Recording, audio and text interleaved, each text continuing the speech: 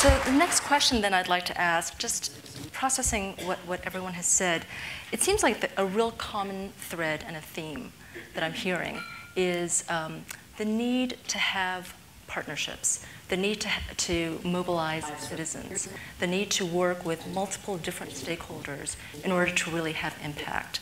So, very practically speaking then, how do we drive that cross-sector,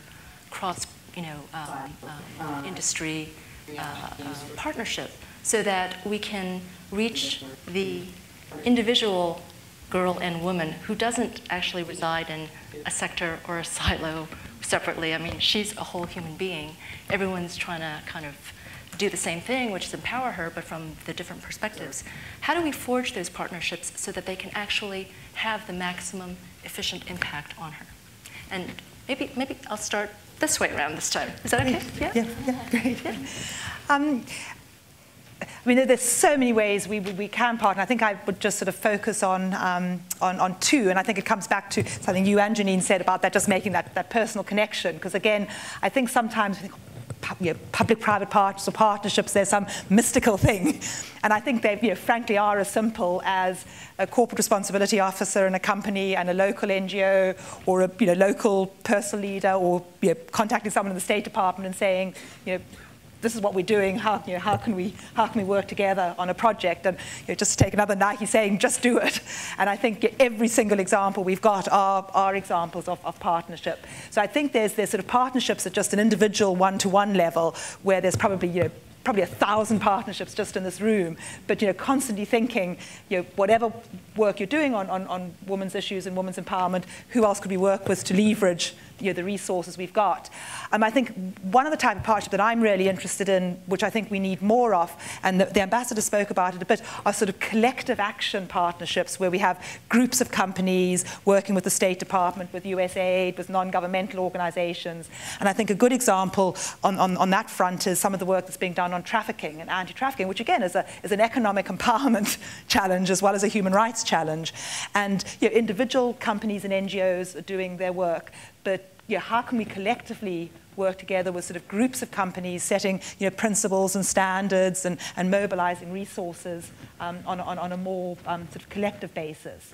So I think one of the most important types of partnership going forward are going to be these sort of collective action initiatives. And I think the role of USAID and State Department in helping get groups of companies and NGOs together is going to be very important on that front. And CARE, and I'm sure we've got someone from CARE in the room here. I think again what CARE have done as a non-profit organization to also almost provide a platform for companies and advocates to come together so that we have the one-to-one connections, but we also have the power of the collective, not only voice, but collective resources is enormous. And then one final thought, and we saw a great example of it at lunch, the power of the young generation coming through now. I mean, those 5 young women were absolutely remarkable. And when you think of the hundreds of thousands of young women and men in our universities and schools, and how we can think, whether we're a company or an NGO or State Department, on partnering with education institutions, but with young people themselves to get engaged in this agenda.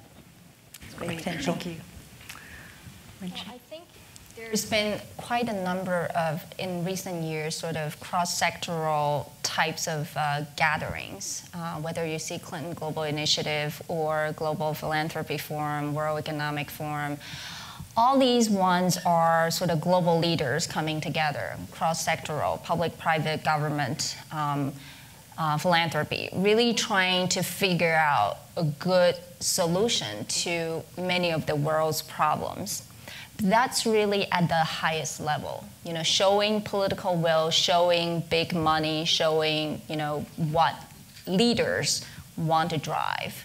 But I think at the citizens level, I think that's what we're still trying to figure out.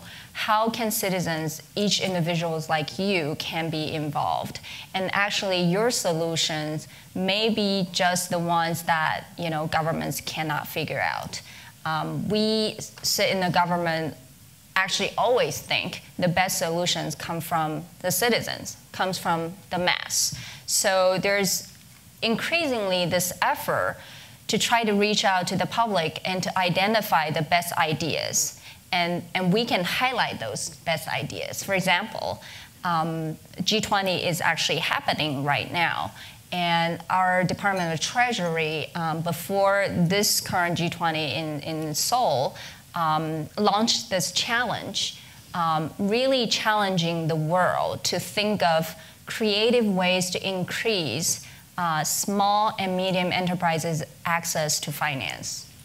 And that's tremendous. And one of the criteria is actually to look at women's access to finance issue, because women, as Ambassador Revere said in her speech, tend to dominate the small enterprises sector, yet they have the greatest difficulty accessing finance. So you would think that the world's 20 biggest economies in the world probably would have some solutions in terms of how to increase SMEs' access to finance.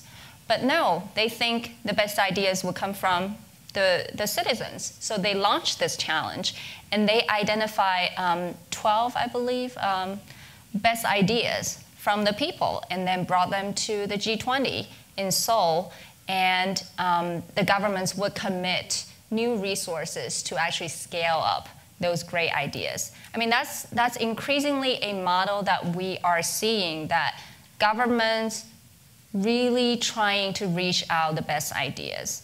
And we believe that people are the ones to have best solutions. Thanks for sharing that. That's great. So, Janine, you work with so many different types of people to get your work done. Any examples you can share about how to manage cross-sector partnerships or just involving different stakeholders? Well, I'll give just a very simple example of partnering with a corporation. And I'm really excited to speak to business people and to be able to encourage you to partner with find an organization to partner with.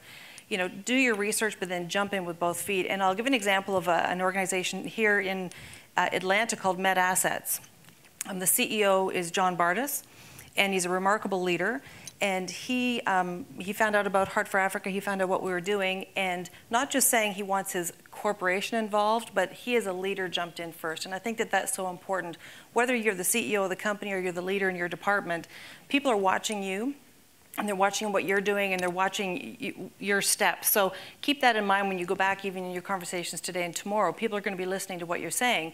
But John heard what we were doing. He heard about us wanting to do this large-scale land development project, and he wrote us a check for $1 million, personally.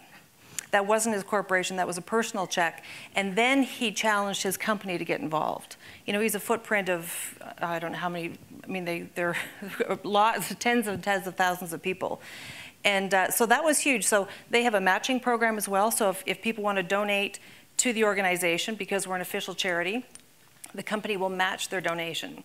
Then at the next level down, they have something called the Heart and Soul program. So someone can take 5 days of paid vacation to go and serve. Now, they don't have to go to Africa. They can do it downtown Atlanta. They can serve, wherever they want. But MedAssets is committed to encouraging their workers to get involved and serve by giving them those 5 paid days. And I think that that's huge. That's an easy thing to implement. There's HR people here in the room. It's not as hard as it seems, and it makes a huge difference because it tells your employees that what they care about matters. And then at the very smallest level, jewelry. They let us go in, and they have conferences in Las Vegas with 5,000 people, and they'll say, come and set up a booth. We'll give you access to our vendors, our suppliers, our clients, and we'll sell $15,000 worth of jewelry at a MedAssets conference in Las Vegas, which again feeds hundreds and hundreds, if not thousands, of people in Africa, because we like to shop. Marika, Coca-Cola is probably an expert in dealing with multiple stakeholders in its business. How will that play out in the 5x20 initiative? It's interesting. I think in my time at Coke, I've learned a lot about partnerships. I thought I knew a lot when I joined, having come from the NGO world and coming into a new environment, and it's incredible what you don't know about a different sector until you spend some time in it. So my thoughts on effective partnerships would be first, or in 3 areas. First, around understanding the interest and motivations of your partner. So being really honest with yourself about what your own interests are as an organization, and this applies to everyone in the room, you're as an individual or as an organization, being honest with yourself about what your interests and motivations are. Secondly, what your skills and expertise are that you bring to the table. So what can you do? What can you provide to the communities? And thirdly, to be open-minded. So to break down some of those barriers you may have based on your own experience or otherwise that may lead you to not want to work with another civil society group or with a big company or with a smaller company or with government. You might think, oh no, that's not going to work out, it'll be too difficult. I think if we try to open our minds to the possibility, there's an incredible amount that can get done. And we're looking forward to applying that kind of lens to 5x20, since clearly we're just at the start of this initiative, it only being announced in September of this year. And I think it's going to be fascinating to see where it'll take us in these areas that we talked about earlier in terms of the barriers, financing, business education, and networks. I'll just mention briefly an example from Coca-Cola, where I think we've done an interesting and so far very positive job of bringing together partners that have a great convergence of interests and motivations, of experience and skills, and in an open-minded and kind of innovative way. In East Africa, in Kenya and Uganda, we partner with the Bill and Melinda Gates Foundation to reach over 50,000 small farmers who are growing fruit that previously, for which previously there's been no market at all. It's just fruit trees that exist on their family plot. A small amount is consumed by the family, and then the rest just rots or goes to waste. Well, it just so happens that there's this huge productivity of fruit, and at the same time, the Coca-Cola company and our rather significant juice business has a growing need for locally produced fruit juice in Africa. So with the help of the Gates Foundation, and whose interest and motivation here is reducing poverty and expertise in deploying development programs, we as the Coca-Cola company, who has an interest and motivation in producing great tasting locally sourced juice for local consumers, have partnered with the farmer whose motivation and skill set is to earn some income and sell their fruit versus having it go to waste and not earn any productive income for the family, have come together in a really exciting partnership. We're just now in the first of 4 years, and it's going to be fascinating to see how it unfolds and the benefits that it brings to the communities and to our business. So I would just encourage folks to think about those 3 different points and really be open-minded to what kinds of incredible things we can achieve when we do work together. Our CEO likes to use the phrase golden triangle to refer to this incredible nexus between government, civil society, and business. And I think when you get into that golden triangle, you really see incredible things start to happen.